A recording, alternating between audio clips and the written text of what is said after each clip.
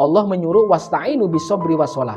Seek help, mencari pertolongan di mana? Di sabar. Bisobri wassalah, di sholatmu. Jadi kalau ada problem, sholat.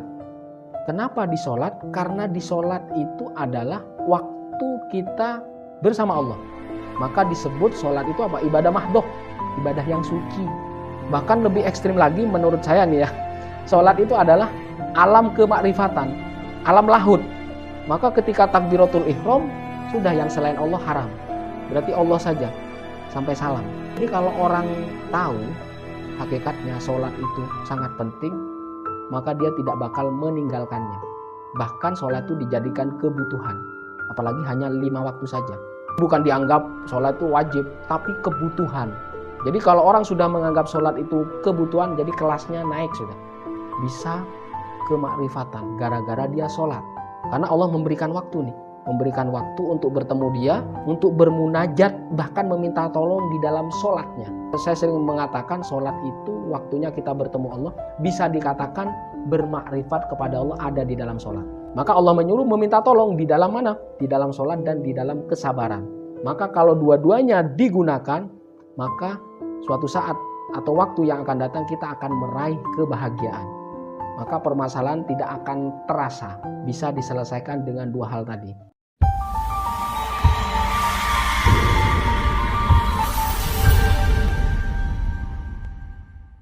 Assalamualaikum warahmatullahi wabarakatuh. Alhamdulillah pada malam hari ini kita akan melanjutkan kajian The Noble Quran, The Meaning and the Commentary, Al-Baqarah verse 43 to 46. Bismillahirrahmanirrahim. In the name of Allah, the most gracious and the most merciful. Verse 43. Wa aqimus sholata wa atuz zakata warka'u ma'ar raki'in. And perform salat, yaitu iqamatus shalah. And give zakat and bow down or submit yourself with obedience to Allah along with ar-raki'un. Yaitu surat Al-Baqarah 43. Laksanakanlah sholat, wa aqimus sholah, atau tegakkanlah, dirikanlah sholat. Bukan hanya melaksanakan, tapi tegakkan. Jadi harus tegak dia. Kaitan sama khusyuk, semuanya itu memenuhi syarat, rukun dan syaratnya. And perform sholat, iqamatus sholat, and give zakat. Sholat itu berdampingan dengan zakat. Karena apa?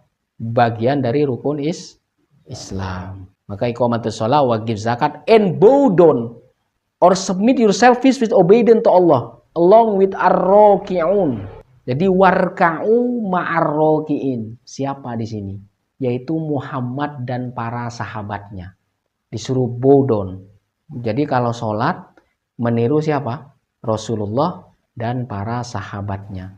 Ini adalah bagian apa? Bagian ketaatan kepada Allah. Submit yourself, penyerahan diri, bow down, ruku. Jadi yang dimaksud ar-raki'un, kita disuruh ruku seperti Rasulullah dan sahabatnya. Disuruh mencontoh maksudnya. Maka acuannya adalah Rasulullah Sallallahu Alaihi Wasallam. Verse 44. Jadi ayat ke-44. Atamuruna nasa bil birri wa antum tansawna anfusakum wa antum tatlunal kitab afala ta'qilun. Atamuruna. Mengapa kamu menyuruh orang lain untuk berbuat baik atau untuk mengerjakan kebaikan? Enjoin you albir. Jadi yang dimasukkan bir itu apa di sini? Yaitu piety and righteousness. Jadi yang dimaksud albirru di sini adalah kesolehan, kealiman, kebenaran. Yang bukan kebenaran secara teori saja, tapi and every piety, kesolehan, kealiman, kemudian righteousness in every act of obedience to Allah. Jadi kesemuanya tadi untuk apa? Untuk tunduk kepada Allah. Wa tansawna anfusakum. Ini atakmurunan nas ini siapa? Hitopnya itu Bani Israel.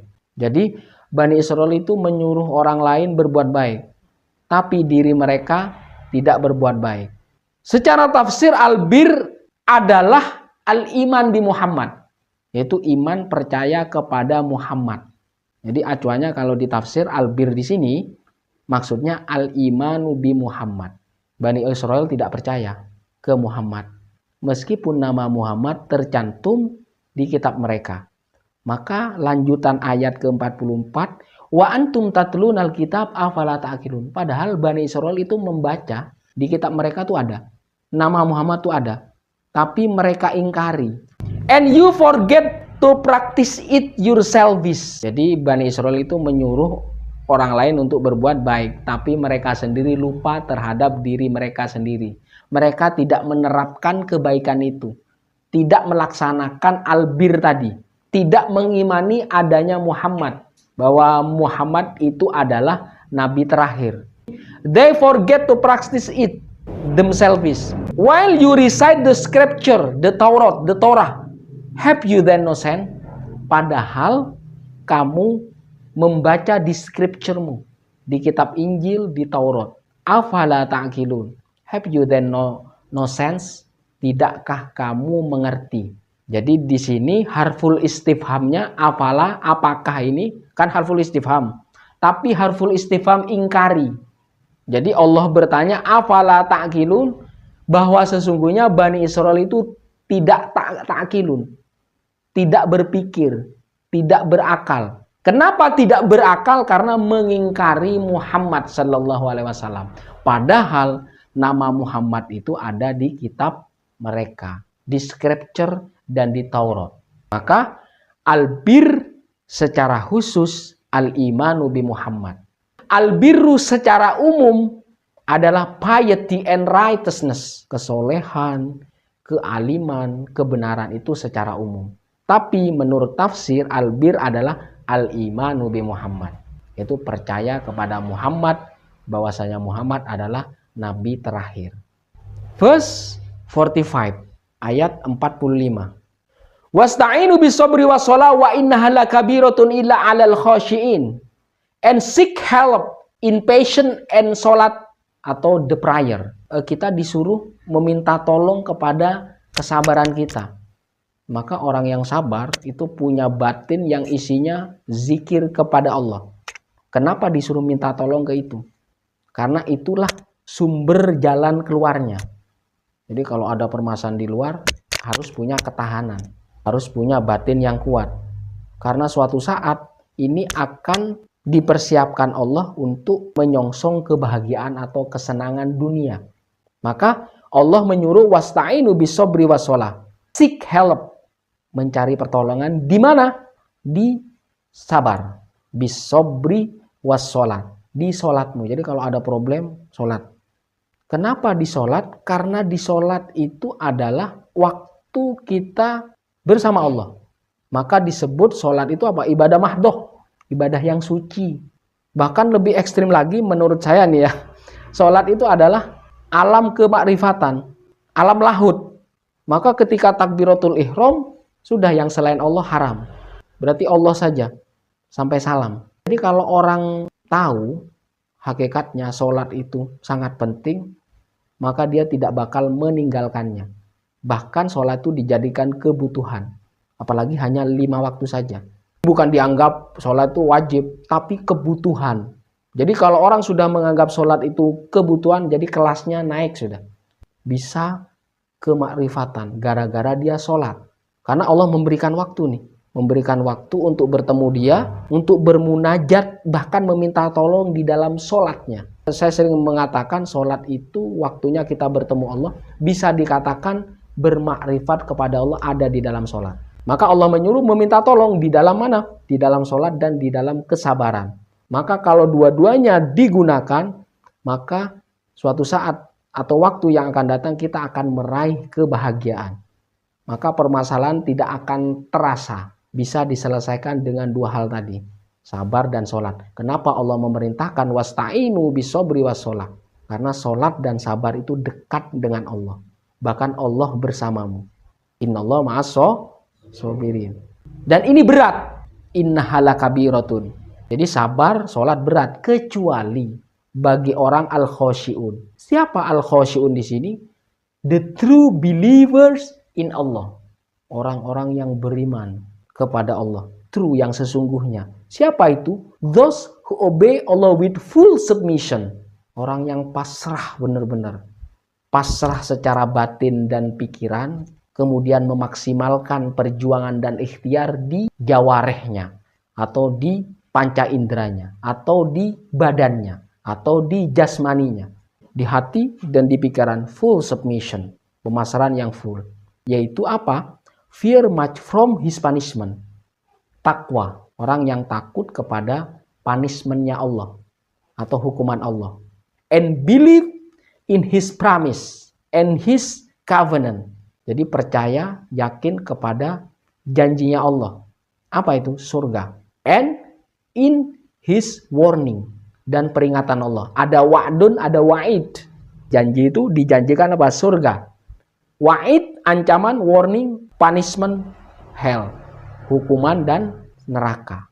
Kalau full submission diterapkan di ikhtiar kita setelah sholat dan sabar, maka hidup kita akan menemukan jalan keluar.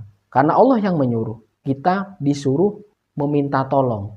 Isti'anah. Ista'ana yasta'inu. Ista'inu.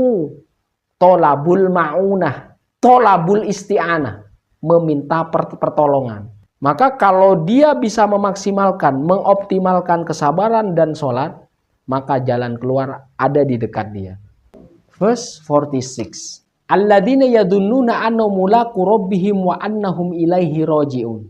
They are those who are certain that they are going to meet their Lord and that unto him they are going to return. Jadi verse 46 merupakan penjelasan dari ayat sebelumnya, yaitu 45. Alladzina yadunnuna. Jadi yadunnuna itu di dalam tafsir yuqinun, orang yang yakin bahwa mereka akan menemui Tuhannya dan bahwa mereka akan kembali kepadanya.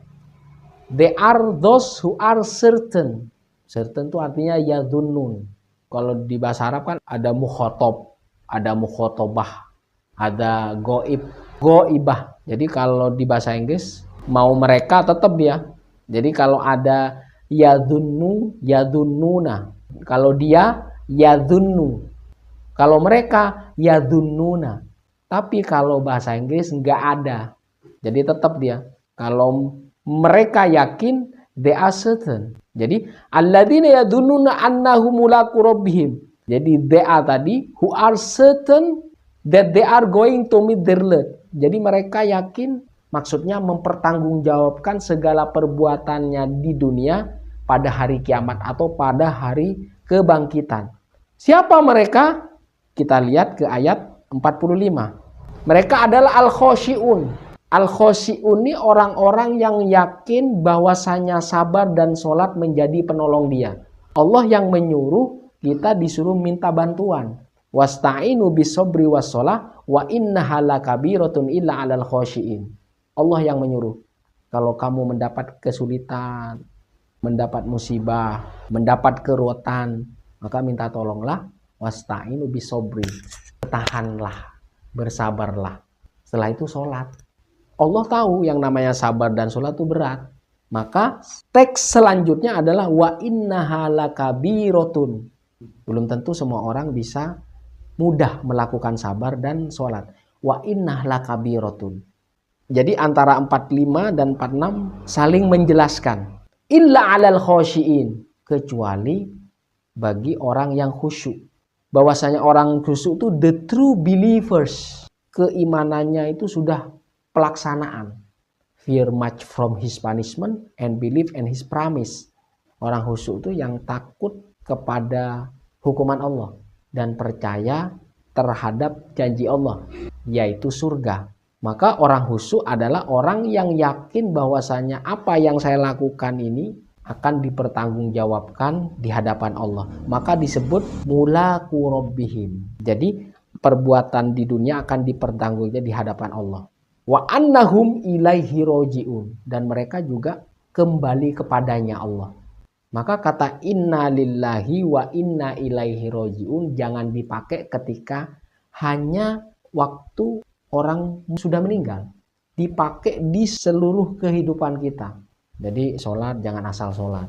Maka orang yang sungguh-sungguh, orang yang sholat dengan khusyuk, orang yang benar-benar takut kepada Allah, kemudian yakin kepada janji Allah, yaitu kesenangan, maka dipastikan dia akan bahagia setelah sholat nih.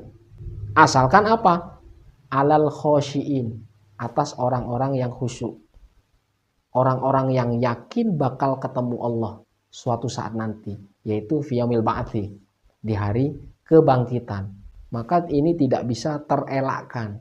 Maka kata inna lillahi wa inna ilaihi roji'un dipakai di seluruh kehidupan kita. Bisa jadi ini adalah kata kunci dari kebahagiaan. Kita sabar karena Allah, sholat karena Allah. Orang yang bisa melaksanakan inna lillahi wa inna ilaihi roji'un, kebahagiaan akan diraih setelah dia melaksanakan dua hal tadi, kesabaran dan sholat. Saya kira sampai di sini. Assalamualaikum warahmatullahi wabarakatuh.